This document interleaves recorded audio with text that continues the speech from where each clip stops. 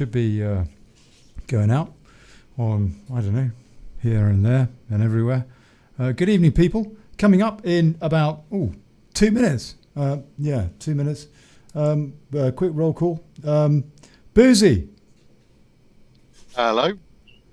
And Viscount. 2 minutes. Hold on. Evening all. Quick roll call. Look at that. Hold on. Boosey. Oh dear. Oh no. Hello. There we Hello. go. That's that sorted. Right, good. I suppose we could put on a bit of music. Just a couple of minutes music. Coming up in a couple of minutes, people. If you want to fast forward, if you're watching an archive version, Daily Chaos. Yeah. What are we talking about tonight? Boosey, what are we talking about tonight, mate? We're talking about the ominous statement by the president, the Chicago riots, and the Flynn case. Yeah. All of that. Right. Okay. This guy is running for mayor in London. Winston McKenzie. Cool.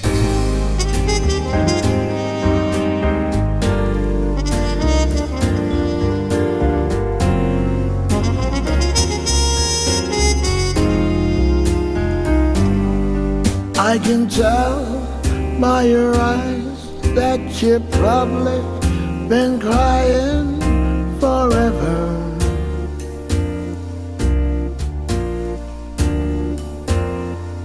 And the stars in the sky don't mean nothing to you, they're a mirror.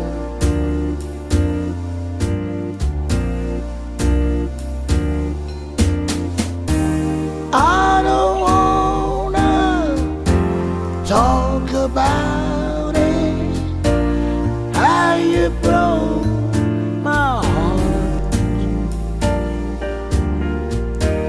If I stay here just a little bit longer, if I stay here, won't you listen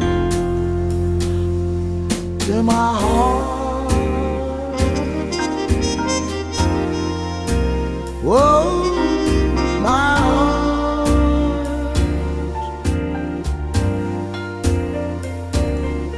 If I stand all alone, will the shadow hide the color of my heart? Blue for the tears, black for the night's fear. The stars in the sky don't mean nothing to you, they're a mirror.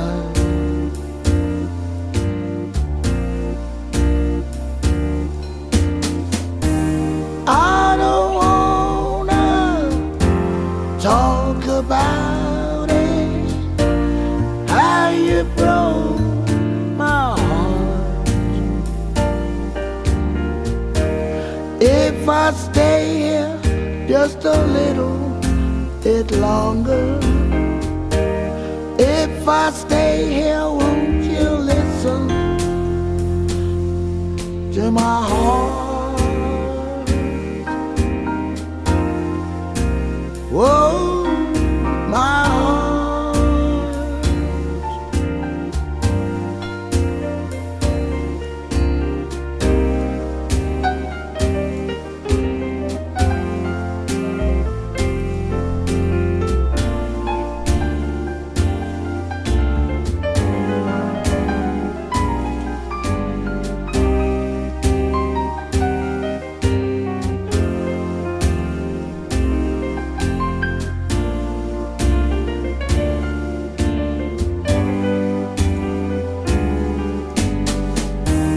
I don't wanna talk about it, how you broke my heart. If I stay here just a little bit longer, if I stay here, won't you listen to my heart? Whoa, my heart.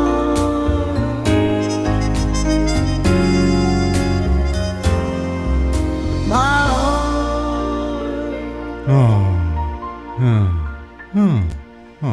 Right. The Let's do it. lyrics almost.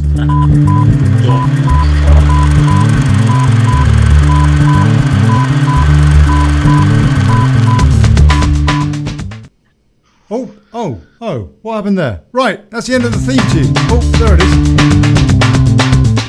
Hey folks. Good evening, good morning, good afternoon, good people. And welcome to the Daily Chaos.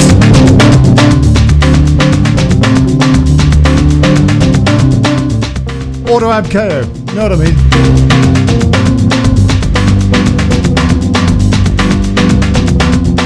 And now, AWOL, question mark. Oh yeah, my fader's going in there.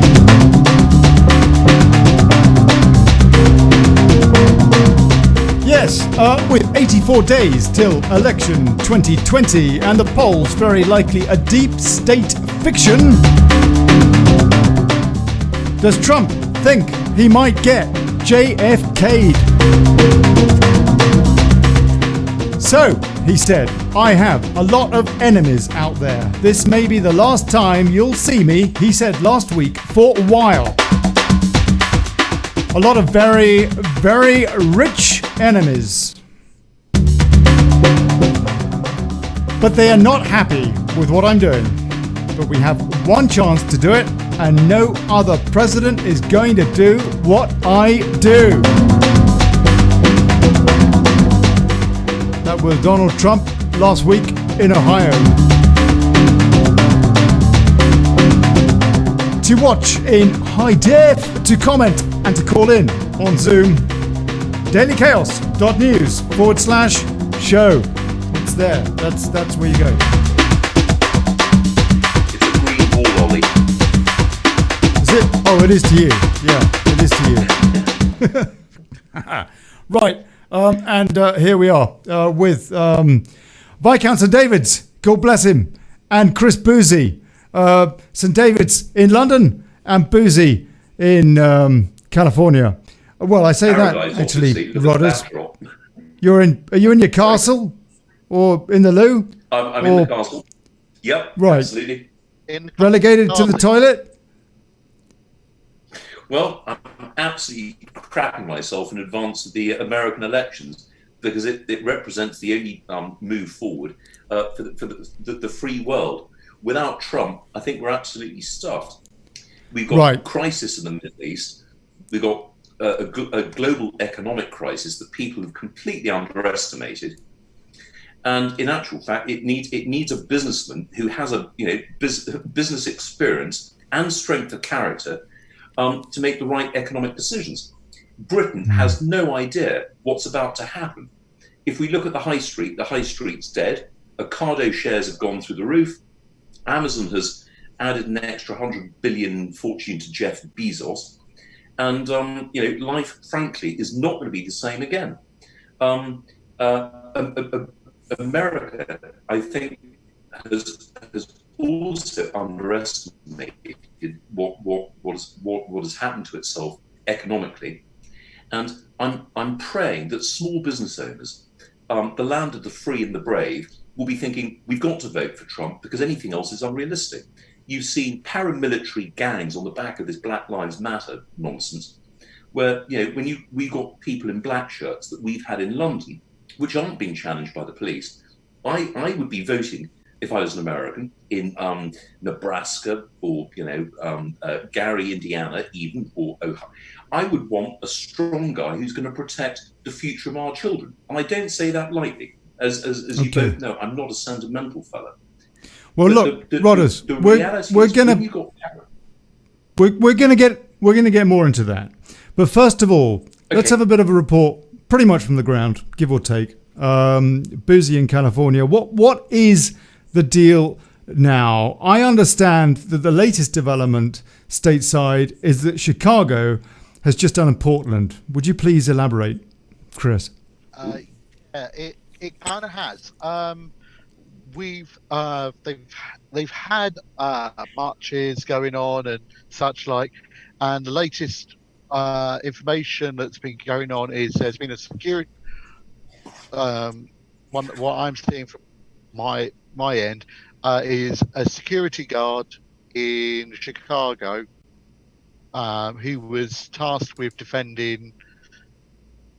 Well, they're in kind of like the Oxford Street, Chicago, if that makes any sense. So it's a posh street, no? Didn't they target the posh area? And that's Michigan Avenue. No, no, they basically there's loads of shops with like Gucci and Nordstrom. That's Michigan Avenue. Yeah, basically, this is where it's all been going on. Oh, and this guy was tasked with protecting it. There's been police are being shot at. A security guard has actually been shot in the stomach. He is in a stable condition.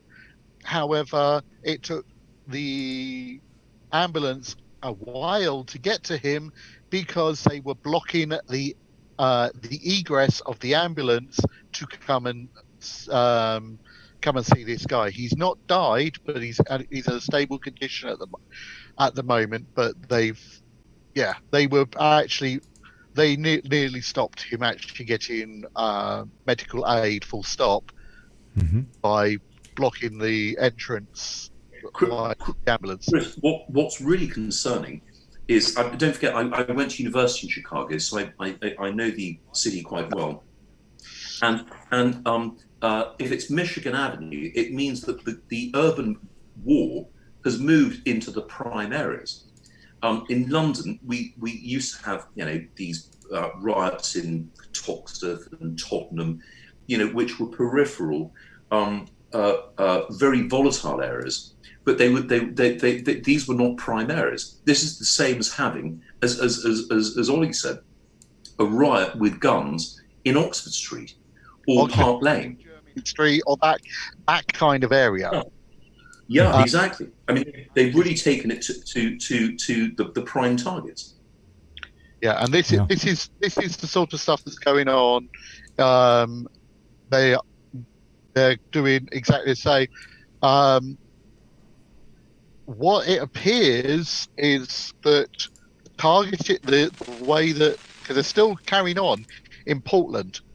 Oh God. Carrying on in Seattle, on all these places, but what it seems is that they are trying to change tact in that they are going to attack the suburbs and the ridge areas, rather than attack federal buildings. The reason being is trying. Hold on, I'm just playing some pictures from Chicago at the weekend, in case people were wondering what the video is in the background. Yeah. Carry on, please, Chris. So they're doing is they're trying not to attack federal resources because the feds will deal with them. Yeah.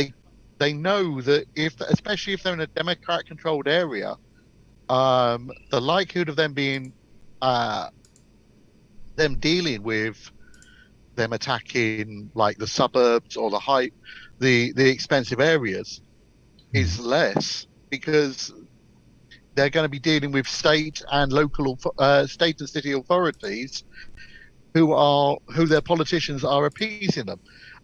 Though we have seen now that they've started targeting those kind of things in Portland, Ted Wheeler is actually if we talk about Portland, who's Ted Wheeler?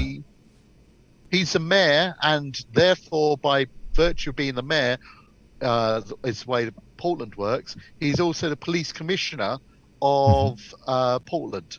So he's actually now come out and is calling for an end of all of this and sending the Portland PD to crack down on them, because from what it looks like, yes, they're a target. They've changed tack, but now they're actually.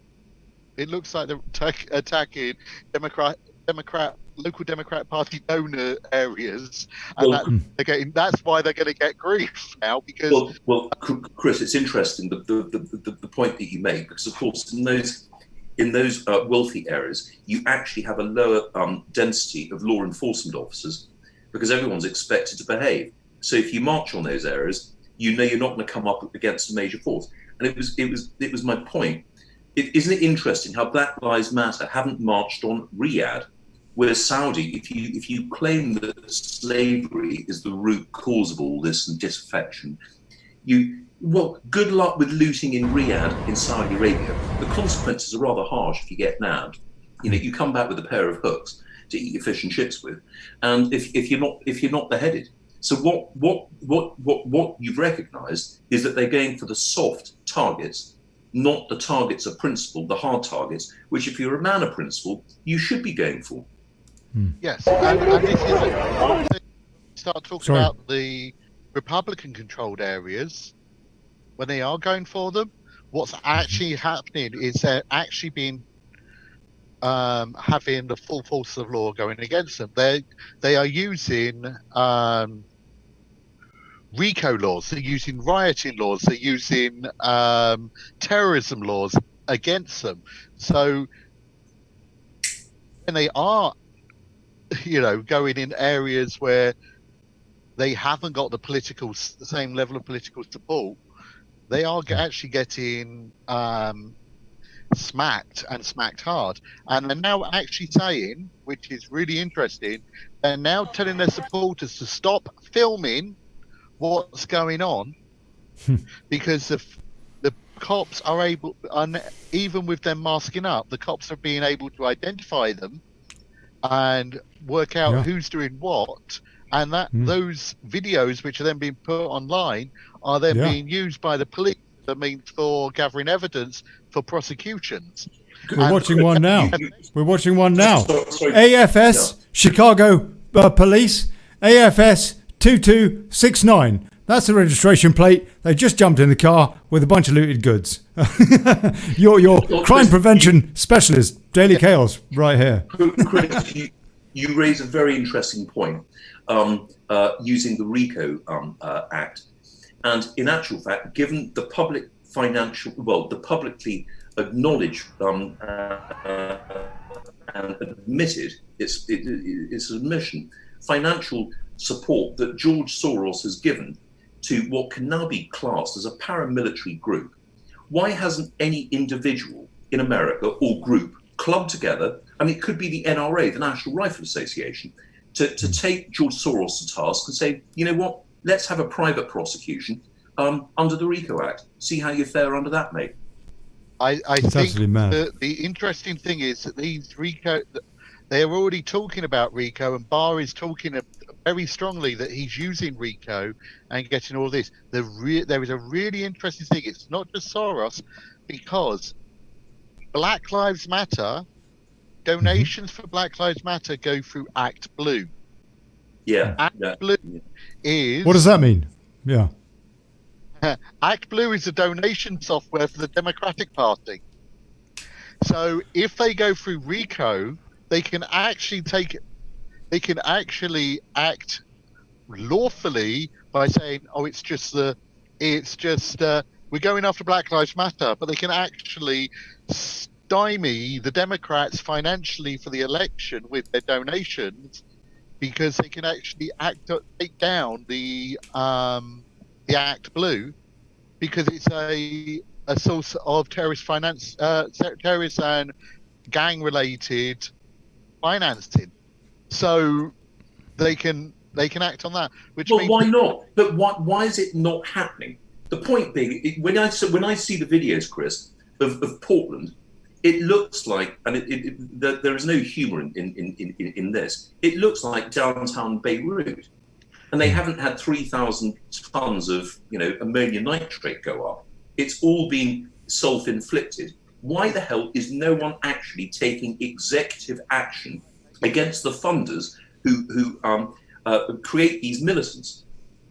This is the thing. We are in an election year, because what you're effectively doing, because of where the tentacles go, you will be interfering with the election chances of the opposition. So you have to have all your I's dotted and all your T's crossed and build the case so that It is a watertight case, and that's what they're doing. And the DOJ They are is so using wealthy. Sorry, carry they're on, please. going against people under gang laws, under RICO, under terrorism laws. This is actually happening. It's not openly be publicised on the media that it's happening because who is an agent of the Democratic Party? It's the mainstream media in America. That is part of the issue. Well, So they've got. Yeah, but Chris, if we take, I was going to say, if we take just a lesson from history, hang on a sec, Chris. If we take a lesson from history, don't forget this is how the National Socialist Party got into power. Hitler never won a majority.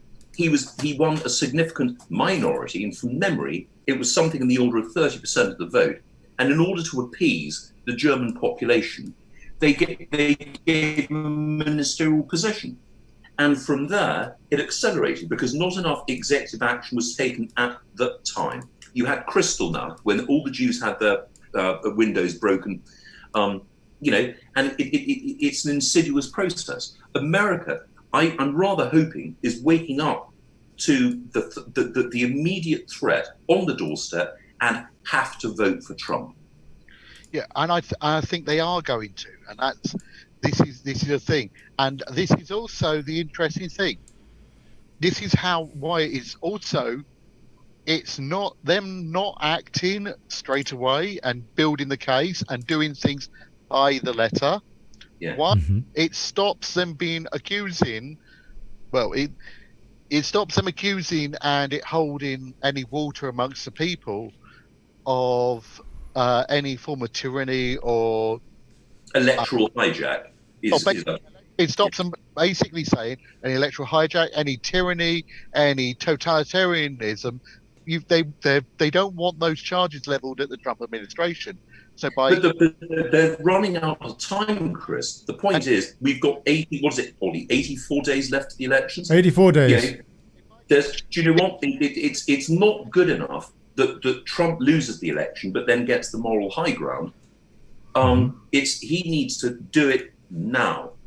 I get what you're saying, Viscount. If you could actually let me finish what I'm saying. Sorry, Chris. Because you're jumping in before. Enthusiastic. Basically, say that I'm not answering the question, and this is all going to go bad.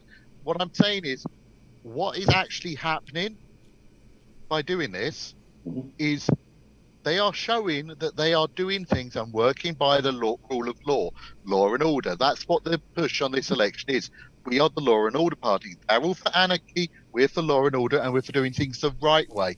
At the same point, we're showing evidence of the Obamagate stuff and how they were corrupt and they did electoral interference. But we're not going to do that. But we're doing this, and we're doing it the right way. And look at what's happening to your cities. And we are doing what we're allowed to do in accordance with the law. We're not going too heavy-handed. We're just doing what we're supposed to do.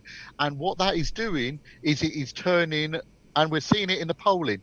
Even liberal polling is dropped Biden down to being just above. Just above error ahead of Trump in liberal weighted polling. Okay, now let's have a listen. Let's have a listen. We're not talking things that actually show positively for Trump. We're talking with the aggregates. We're talking 6%, but actually on the late polling, we're talking 3% when there's a 2% margin of error.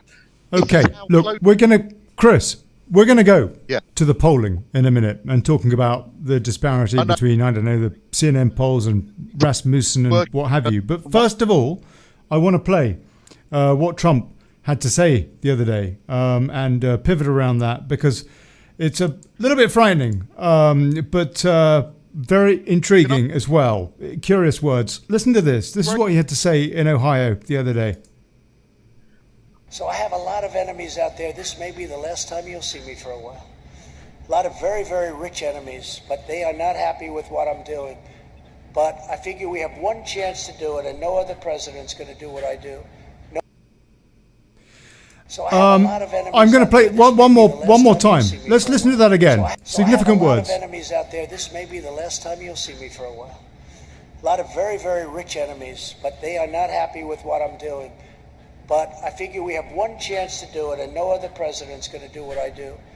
Just incredible. I mean, in light of what happened to JFK and before him, actually, to Abraham Lincoln, for example, very concerning words. The media, again, should be all over that. No. Silence, Boosey. Yes, of course they're going to be silent when some of the very powerful people that are really anti what Trump's doing because they're going to be implicated are the CEOs of the media companies who are controlling the mainstream media. Why is he not CEOs actually saying that? Why is he? What do you take? What's your take? Let's try and leave aside all of us, all prejudices, preconceptions, even experience. What's your take in what he has said here? What he said is, I'm hunkering down. I'm going to be on Air Force One or elsewhere where they can't get at me because he's not at the White House. I can confirm that. He is not at the White House. What do you think, Rodders, when you hear a sitting president of the United States saying stuff like that? What pops up in your head? I tell you, I find it absolutely chilling. And it comes back to the economic power of globalization. Trump, by doing the right thing, and people, the Democrats who said he's a tyrant, he's this, he's that, actually he is draining the swamp. And the vested interests have very good reason to be frightened of him. And the beauty about Trump, whether you like his personality or not, he's a man with courage. He's got nothing to lose. He's at the end of his commercial career. He's in his 70s, and he's doing the right thing by America. Now, if we go back to the Clintons, for example, or Tony Blair, the professional political class, the Clintons have yet to explain how they are worth $250 million. That is political corruption. They have not acted for the people that they're meant to represent. Trump is doing exactly that. And I think, the latest budget announcements, where he's looking after people who are suffering on the back of this impending economic collapse, I think is fantastic. And all he's been pasted by in the media is he's cancelling Social Security. Now, that's not what he said, and that's not what's been written. He is reforming Social Security, and that's what we've been praying for in Britain. When people talk about, I'm just slightly off track, but I'll come back to it. When people talk about slavery, it's the productive economic component, the individuals who pay their taxes in Britain, who are the slaves to people who leech off Social Security. When people have to work 2 jobs at a time, single parent, I mean, you name it. Why are we doing it? Because we've got to foot. Chris, I'll give way in just a sec. But the point is, I think Trump is a humanist, even though he doesn't necessarily come across that way.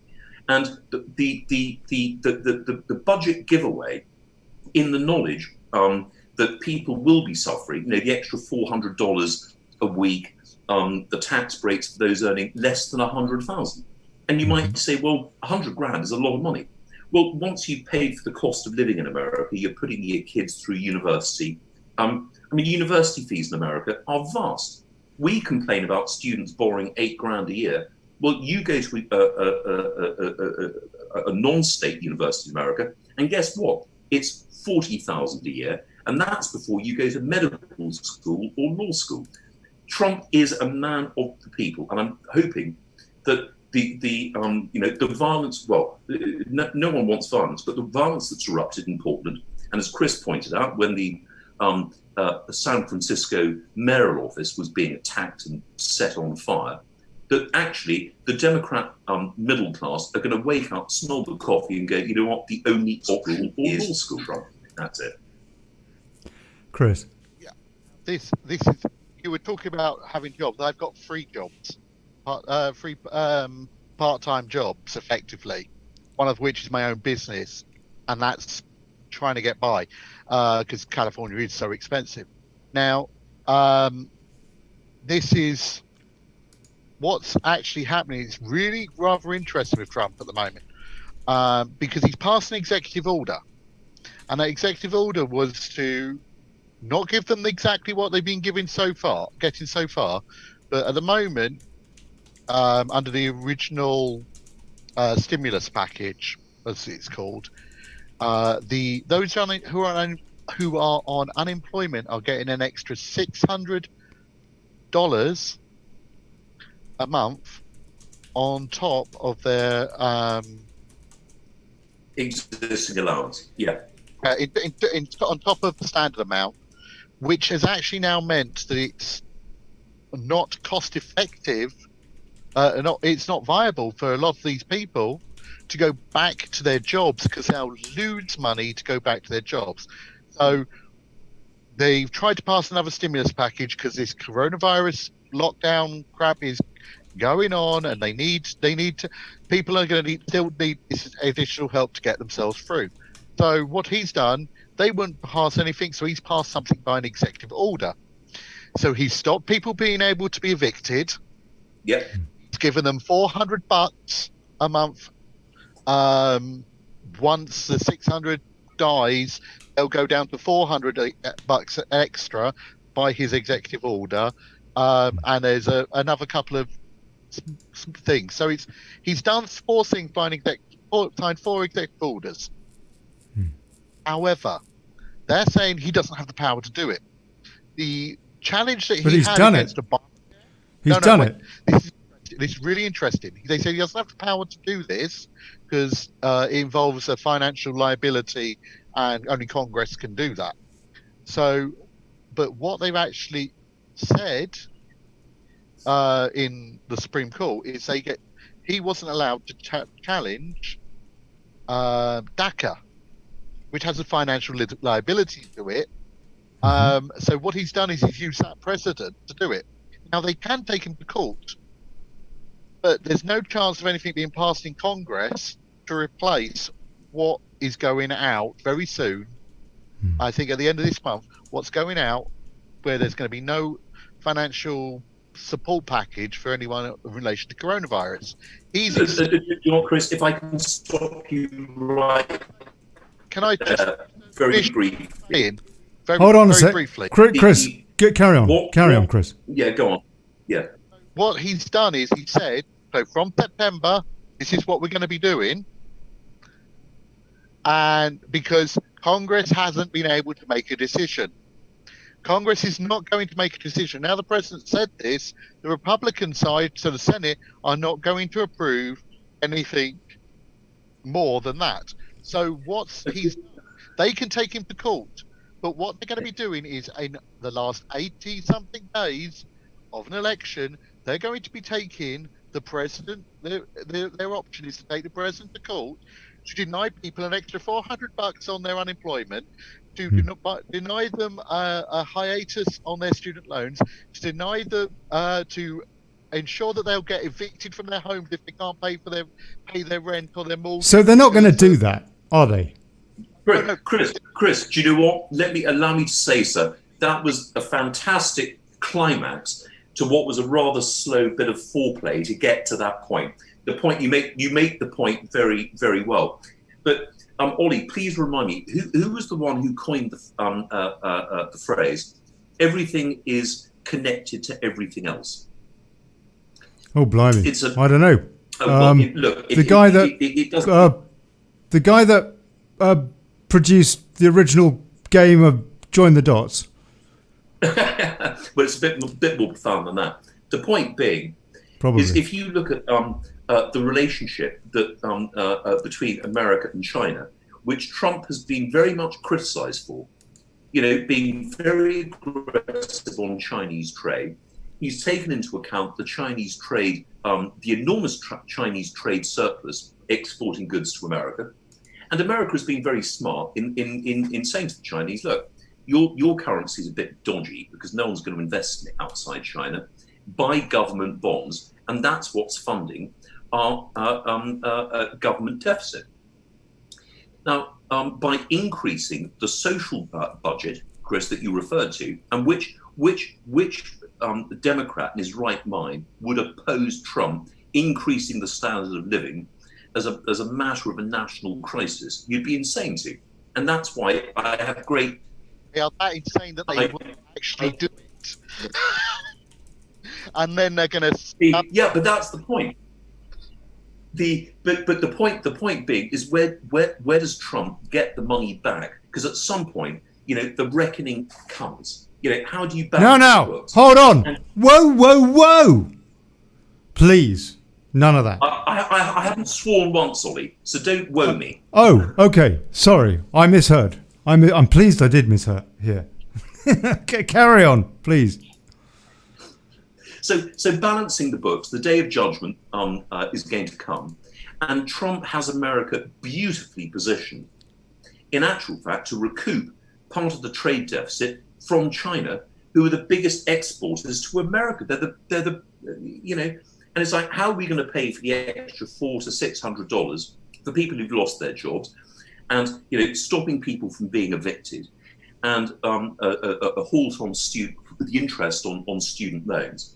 Well, you know what? Well, they'll suck it out of the Chinese. And Boris has cottoned onto that, by the way, because I think trade relations with China and Britain, after the who are we nonsense, has demonstrated that Britain actually has the ability to put tariffs, particularly in a Brexit environment. Now, unfortunately, everything is connected to everything else. So it's not confused. That was Leonardo da Vinci. Okay. but I think a few people have said it since, but he said it. With the EU doesn't want to be hurt by China because there are so many differing vested interests. As an independent Britain following Brexit, we can tell China on which terms we're prepared to trade with them. We have that freedom, and given that we, import considerably more than we export in the way of goods and products, physical products, it's like, look. Cato, this is how we're going to play the game. And if you don't like it, you can see your trade surplus with Britain halve overnight. So play the game with us, or frankly, on your head be it. And the Chinese are smart enough to know that they can't hold a gun to our head. They could with the Liberal or Labour administration. And this is where I'm praying. And by the way, just briefly on that, Nancy Pelosi admitted on video the other night that the Chinese would welcome a Biden administration. And of course they would. I think that just about sums it up.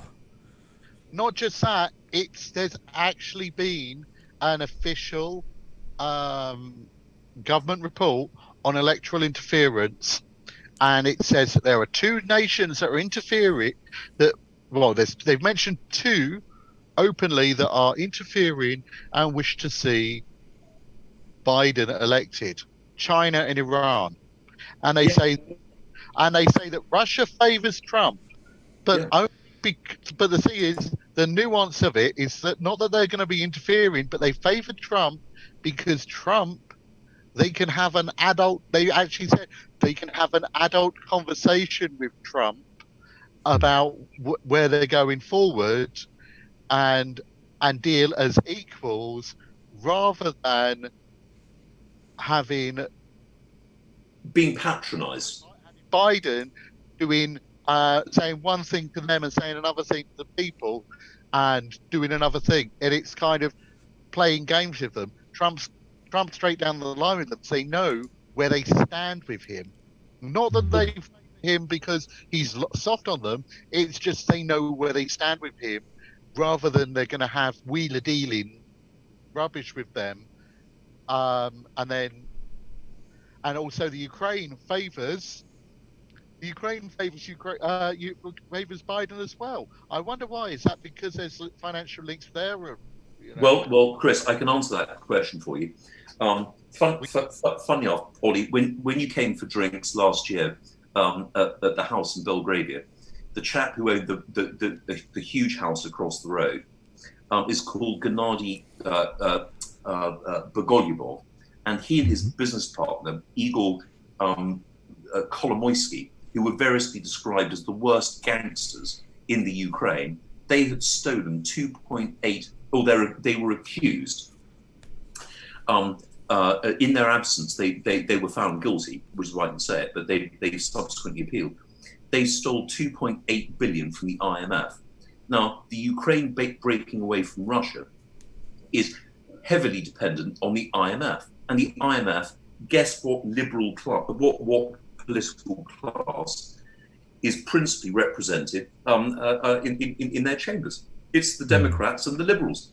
So if you're the Ukraine, you think, well, you're not going to shoot the goose that lays the golden egg. You don't want Trump saying, hey, why are we giving all this credit to the IMF just to hand it over to gangsters in the Ukraine?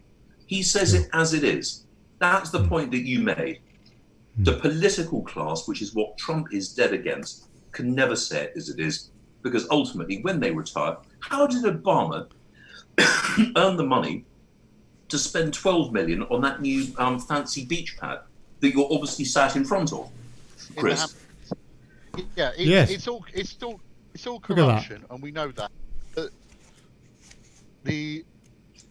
looking at the time, I think we need to They did move do well with book sales. It has to be said, but nonetheless, actually, there was multiple of those were bulk sales, and also this is the interesting thing: the Common Core that's such a disaster for the American education system, and sort of the set textbooks.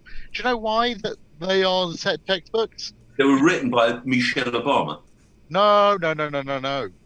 The set textbooks and the Common Core actually come from the education publisher Pearson, who gave Obama, who is the parent company. It's the same parent company of Pearson that gave Obama his book deal. Well, Pearson used to be a public company.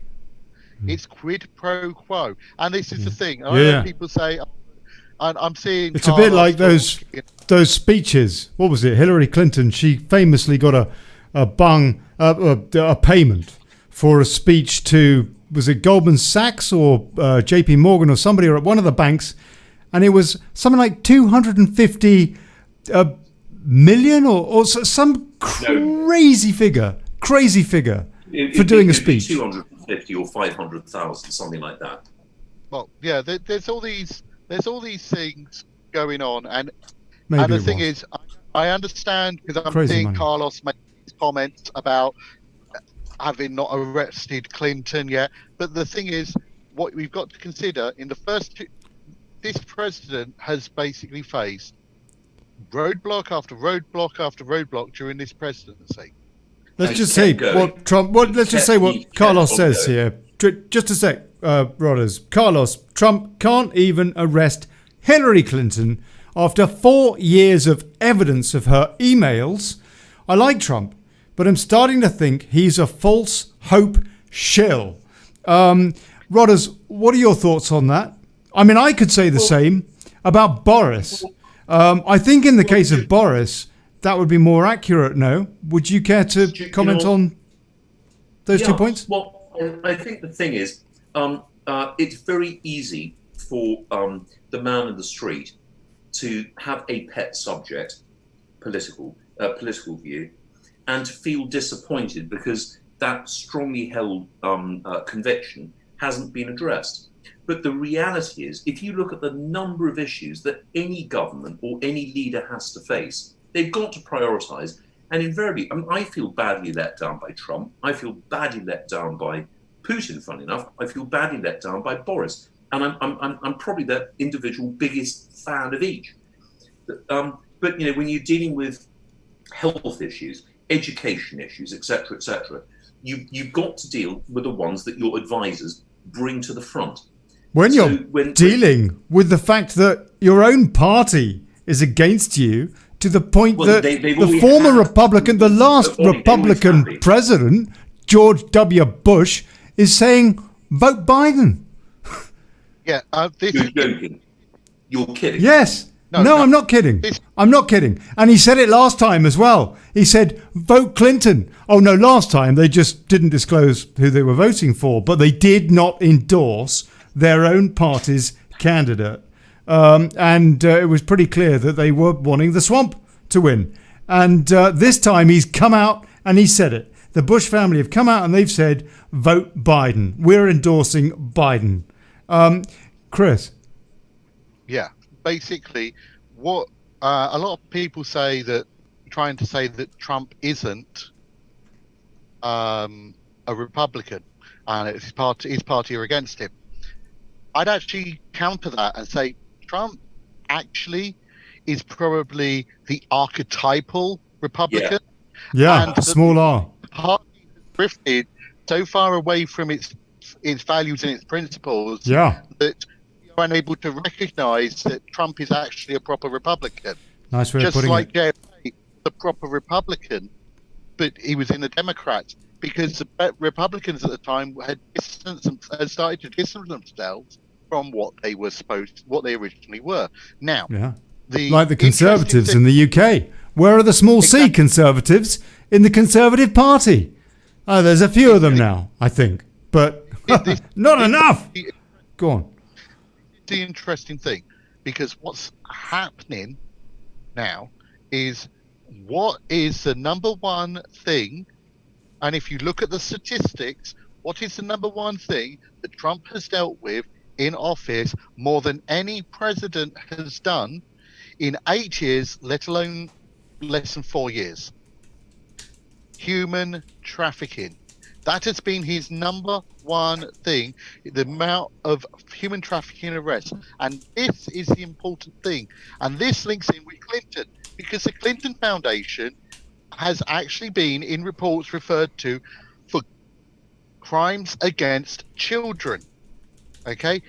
Yes. And Haiti, they were actually taking kids. There were flight logs from Haiti after the disaster to Jeffrey Epstein's island. So they flew kids out of a disaster zone to be abused on Jeffrey Epstein's island because the kids would not be noticed having gone missing. Because there were no records to trace them or track them. That was the issue. This is the thing. How could they probably died in the disaster? And this is what's basically been going on. So this whole thing, the fact that he's going on going after the trafficking is the important thing, because if you're going after the trafficking, the road is going to lead to Clinton.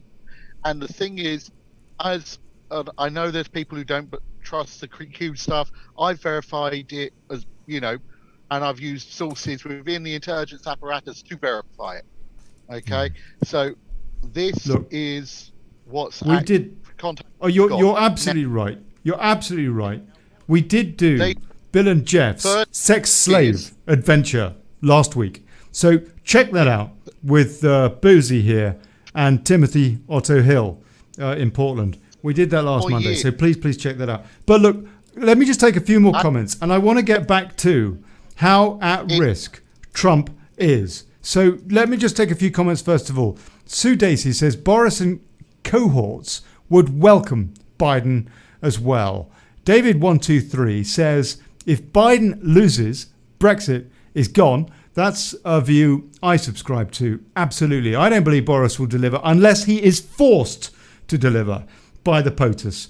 And if Biden comes in, guess what? We're at the back of the queue in the UK again. No Brexit. Oh, Brexit. Brino. Yeah. That's my opinion, yeah. Anyway, that's another show again. Sue D also says Q has said that the first 4 years would be getting everything in place, clearing out the bad guys in the White House, the FBI, the DOJ, etc.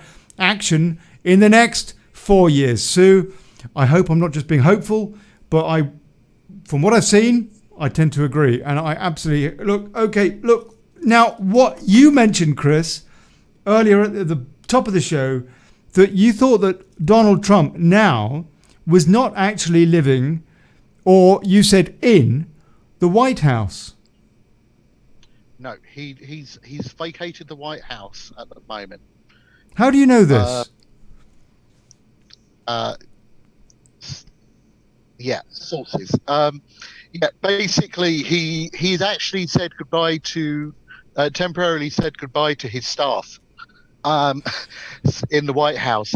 There was a famous, there was a picture. I mean, I say it's not famous, but it's an incredible picture the other day of him flying off, and all of the staff, or at least a shed load of staff, came out the White House and waved him off. Peculiar. Please, gentlemen. It comes back to the point, Olly, that you made earlier, that it's absolutely chilling because we've seen it before. JFK, an American president, the day that changed America and the world. It did. And the point is, if I was Donald Trump, having in the process of draining the swamp, and you know that your enemies are billionaires who've got tempers probably worse than Pablo Escobar, and you want to continue the mission, you would put yourself out of harm's way. You would pick up the phone to Mr. Boosey and say, right, bring your latest weapon along. I want you part of the security detail whilst you're saying prayers as a pastor. Well, yeah, they come, I shoot, and I say the last rites. Where's the deal? Well, you cull your flock, which you have to do as a responsible farmer anyway, or shepherd. But this is what I'm saying. Because there has been talk on Q that when this all went down, Trump was going to leave, and he was going to be secreted on Air Force One, in foreign locales, all over the place. He was going to be moved from place to place to make it impossible for them to get him while this was going, while the hammer was being dropped. And that sound that from that, yeah. And as Amanda's saying, it's completely true. There's been more than 50 attempts at his life during his term in office. Yeah. Now that is significant. So he's out of the way. That allows people like Barr in the DOJ to drop the hammer. Okay. Now, before we run out of time, because we've only got 10 minutes left. Oh, and don't forget we have the dambusters. Olly, you've got to keep that up. Is we were going to cover Flynn, and there's some very important stuff in relation to Flynn. Yeah, we want to get to Flynn. Carry on, please. Stuff about Flynn, as in, has been released just within like seconds of us going on air. Mm-hmm. Oh, really? Okay. Yep. Go on, Chris. Finish that point, and then we'll get on to Flynn. Okay, I finished my point. Oh, good. Okay. Look, right. Gonna take a... Pardon? I was going to go on to Flynn when you're ready. I'll go on to Flynn. Okay, right. Well, look, Flynn is in court tomorrow, basically. This is Michael Flynn, who was Trump's senior advisor, who was forced out off the back of the Robert Mueller investigation. And it turned out that he was arrested on nonsense by the FBI. And then that was overturned, except it wasn't quite overturned. And tomorrow it's back in court. Why is it back in court? Why has he not been fully exonerated, first of all, Chris? Okay. What happened is it went to the Circuit Court of Appeals, and the Circuit Court of Appeals instructed Emmett Sullivan, I'm not going to call him Judge Emmett Sullivan because he's not a judge. He is presiding. No? Yes, he's presiding, but he's lost all rights to be called a judge. Okay. Emmett Sullivan has acted in such a way that he's brought complete disgrace on the bench. Now, they ordered him to vacate the case, i.e., chuck it out. He refused and appealed and said, "I am not going to appeal. I'm appealing because I've not had the decision of the entire circuit en banc, i.e., you've only given me, like, 3 people have sat down and made a decision, have presided over this decision and made a decision. I want the entire Circuit Court of Appeals, every judge, to have a say." Right.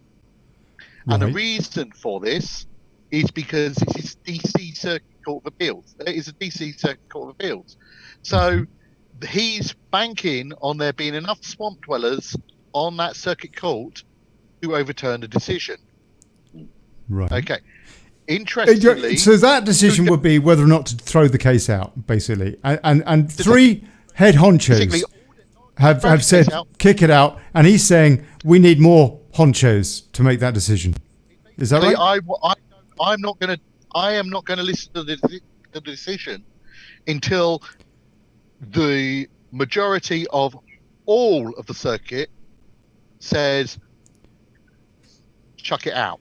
Right. Chris, Now you could argue that he has a point saying that, but your point, I think I'm right in saying, is that he is a highly politicized individual who, in your opinion, has forfeited his right to call himself a legitimate judge. He has become a politician.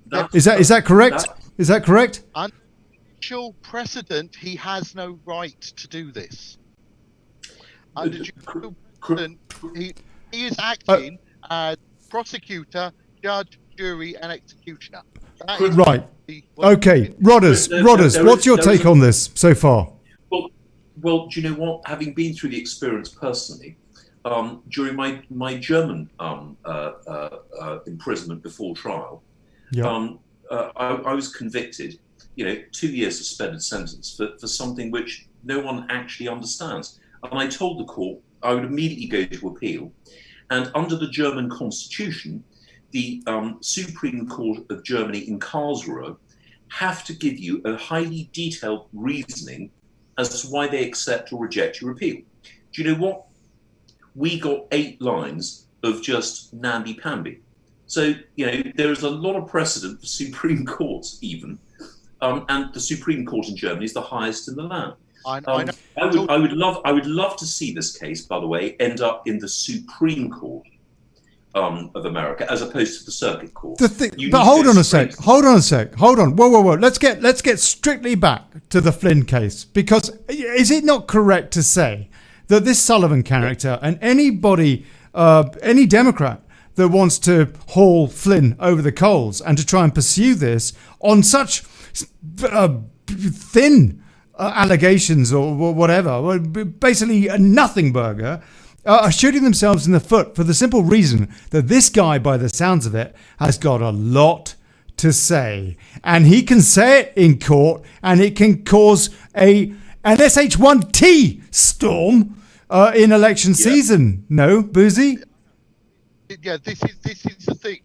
While he's under court, he is also limited in what he can say, so as not to be deemed to be in contempt of court. Or prejudicial to any further appeal. So that's why they want to keep him bound in the legal system as opposed to being able to speak freely, you're saying? Especially as he's likely to be appointed back into the administration the minute he's out. Yeah, maybe as the next head of the FBI. And Chris, stop me if I'm wrong, but if he was to make it to the Supreme Court, there are no boundaries. Everything is out in the open, because that is the ultimate part of your case. A circuit judge can say, well, this is admissible, this isn't. The Supreme Court accept all admissions, which they're required to do. Right. Okay. Right. Basically, there are a number of things on this case where the judge is using legal precedents that do not exist and claiming them as precedents. Okay. So that's part of the thing. The interesting thing is both Flynn's legal team and the DOJ have made an outright claim that the handling of this case infringes upon Flynn's constitutional rights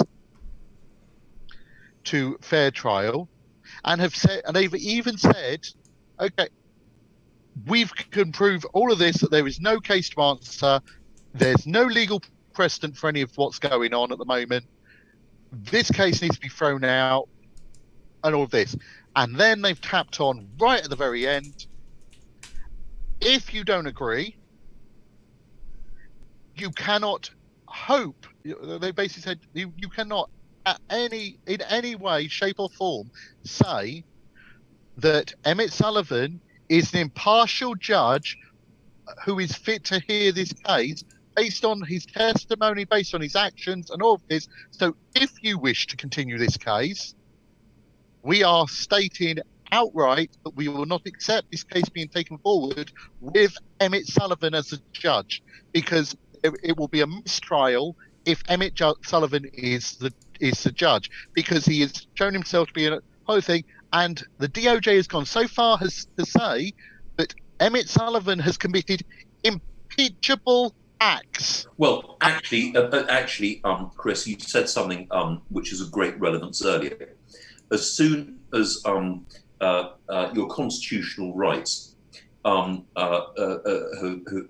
been sort of encroached on, you actually have a very clear run at the Supreme Court, which is designed specifically to make sure that the constitutional rights given to every American citizen are recorded with.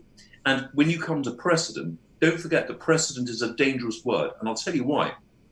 A precedent can be reinterpreted depending on the purpose of the original precedent and the precedent you would like to apply it to. But as soon as you chuck in constitutional rights, that is for one court as the ultimate arbiter, and that one court is the Supreme Court index. But it also means very, very clearly, which is, and this there's a thing in concert which I've got to mention before we go off. But the interesting thing is when they referred to Emmett Sullivan's behaviour as impeachable, because what the DOJ has actually said outright is, once this is done, if the Republicans take the House and the Senate, Emmett Sullivan is going to go before Congress to be impeached as a federal judge, to be and removed as a judge, because that's the process. The two are quite separate. But anyway, gents, I wanted to make an announcement. Is that on Monday week, I'm going into rehab, and apparently I'm going to be taken off all communications. It's just to get off the booze. And what I'm hoping, Chris, is I'll be able to sneak out and join you and Olly. So it'll be Rodders from rehab, and I'll tell you all about it. And if you pray for my soul and success, would be much appreciated. As a pastor. Rodders. We'll all be praying for you, mate. This is the really important bit that is coming. Go on, Boosey. Senator Ron Johnson has subpoenaed Christopher Wray of the FBI to produce all records related to the Crossfire Hurricane investigation by August 20th, and has also a former Jonathan Weiner, a former employee of the State Department, has also been subpoenaed to produce all records of the State Department. Now, Flynn is covered under the Crossfire Hurricane stuff. So what they're basically going to do is say, no, everything laid out in the Senate of what they were doing, which means if the Senate goes through the Senate is a court. The Senate can decide that Obama and all of those flunkies, Biden, the whole lot, indictment. Yeah, but don't forget an indictment. And when we talk about impeachment, all that is an accusation. No, it then has to be hang on. It then has to be decided upon, and the ultimate court of appeal, depending on the point of law in question, and if it involves the Constitution, it's the Supreme Court, and they can't refuse it. But hold on. The Senate is a court. When the House of Representatives impeaches, let me finish. When the representatives, when they impeach, that is a decision by them, but it's not legally bound at that stage. The Senate can decide whether or not to legally bind something, and then it can go to the Supreme Court thereafter, perhaps, no? So it's a complete non sequitur. The point being is that in elections season, possibly not. But in reality, how much? Okay, because I reckon it comes down to how many of those so-called Republicans in the Senate really back Trump, and how many of them would rather have the swamp monster, i.e. not even Biden, but Biden's people running the country? Because is that not the crux of what it comes down to now over the next 84 days? Ollie, if you're in the business, and I mean the business of professional politics, you're on a very cosy, cushy number, and the last thing you want is someone like Trump to come and bugger it up for you. Exactly. And if you've had your fingers in the till, and if you look at people like Lindsey Graham, who is the slimiest snake, McCain's old buddy, who suddenly is like all Trumpy, but actually he's not at all. He's just been holding everything up. And it makes you wonder how many of these Republicans are more Mitt Romney than they are, Trumpsters. Right. Ollie, this is where it becomes... Ollie. Hold on, Rodders. Chris. I was going to say, just... Rodders, hold on. Chris, please. And then we're going to get to the Downbusters. The interesting bit on this is that all Senate and House hearings, unless they are held within the Intelligence Committee, are filmed, all of them. So actually, they are all live streamed on C-SPAN. I don't know that they care about that anymore. They don't. We're all bored tearless of what we understand. No. I mean, I don't think that they care. They are such bare-faced liars. And I just wonder if they've been holding up for the crescendo, a lot of these Republicans in the Senate, kind of pretending to be on side, for example, off the back of that impeachment. But when the crux really comes, they will all go, oh, you know what? We want Biden in. The fact is that actually, while a lot of these people have been involved in the swamp, they've not been involved to the degree of other people. Maybe not. And this is the thing. People like Lindsey Graham. Lindsey Graham hasn't been going to doing dodgy stuff on Epstein's Island, for example, and stuff like that. Now, this is the thing. These people, they might like their status quo, but at the same point, they want to keep their cushy little Senate position. Well, that's the status quo, Chris. I mean, that's going to have a big job doing that. The thing is, with everything, they know if Ghislaine Maxwell gets to testify, what is it, next July? Conveniently, way after the election, then they will be put on the stand. And when it's open season, Trump then has an open gate, and it's open season to really pull the final plug out of the swamp. He's got 4 years to do it. No. He's set the foundation work, and God bloody help them, and quite rightly so. And when we talk about corruption, we think in apologetic terms about degrees of corruption. It's like degrees of rape. Rape with aggravated blah blah blah. It's bollocks. Chris, very quickly, I just wanted to say before we get to the Dambusters that I've got all the registration papers for this clinic, the rehab clinic, and the first thing I've got to do, which is tomorrow, is to write my life story, and which is going to be somewhat interesting. But the final paragraph will say, Pastor, because you have to present it in front of the other people in the clinic. And they're not going to believe this for a moment, but it's absolutely true, as you will confirm, and I will direct them to this recording. In actual fact, my last words before going to rehab is that Pastor Boosey is praying for me. You couldn't make it up, could you? But this is what I'm saying. People like Lindsey Graham are going to basically, they're kind of rolling over, and because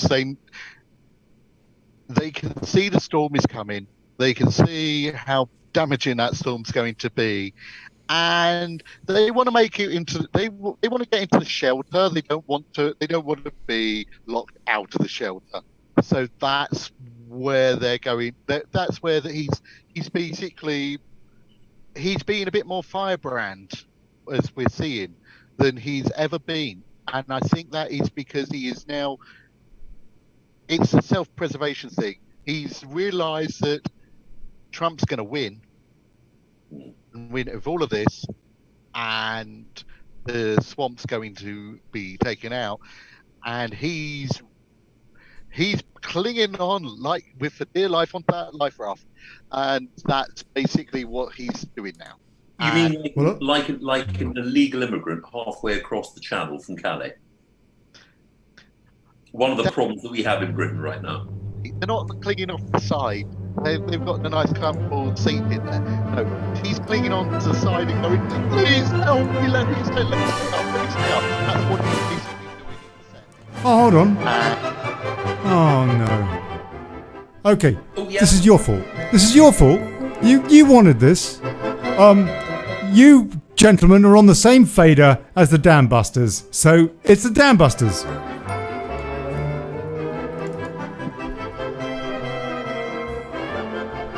Chris, conduct. Chris, I want to see your conducting skills.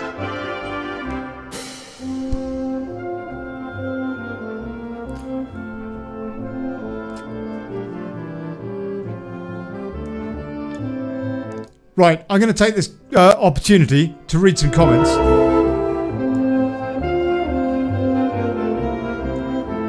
Amanda Rolfson says, I have been reading that there have been over 50 attempts on Trump's life. Now, not sure if that was from Chris Boosey or somewhere else now, but it was today that she heard that. I don't know. I do remember on Inauguration Day, CNN were running a story about the possibility of Trump being assassinated. I don't know what that is, if it's not some sort of incitement to kill the president, frankly. CNN.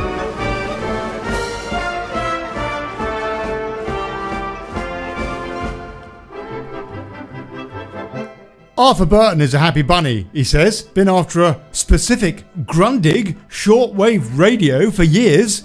Just got one. You don't talk about Grundix when the Dam Busters is on, Arthur. Exactly. And Trump has done a runner, says David123. The SH1T is about to hit the fan.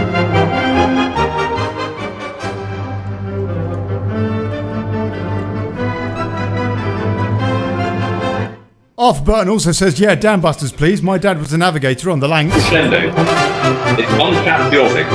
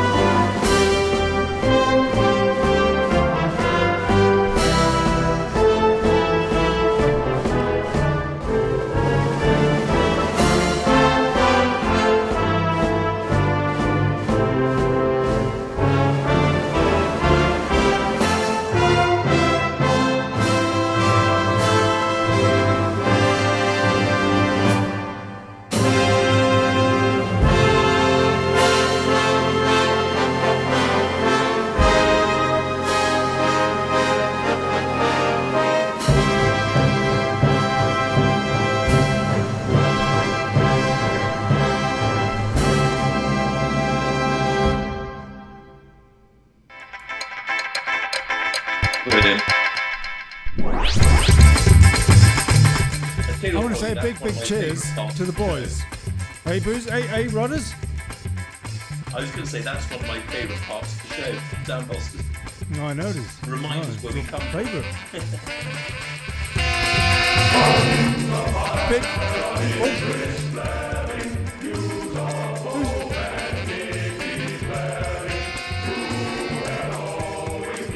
That's Boosey. That's Boosey. Interfering with your tech.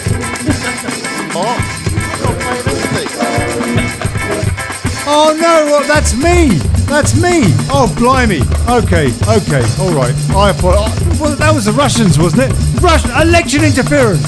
He's orange. Yeah, this has been the Daily Chaos. Big cheers, Boosey. please, next Tuesday, I take it you're going to be watching Flynn's... is he actually going to be testifying tomorrow? Boosey? Oh, he's gone. Is he gone? He hasn't gone. He's still there. Anyway, yeah, Michael Flynn in court tomorrow. Might be worth having a listen to that. I understand it's audio only.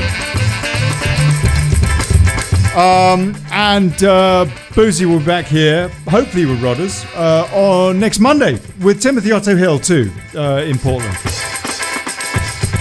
Tomorrow, David Vance is coming in to dissect the British Prime Minister, Boris Johnson. The show is called Liar! So there's a clue. Yeah, talking about the migration thing. Apparently he wants to have new migration laws or something. Never mentions a thing about the UN Migration Compact. There's a hint. Think you're going to get Brexit? Not if Trump goes. Big cheers to everybody in the comments. Hopefully did a slightly better job with the comments tonight. Hopefully.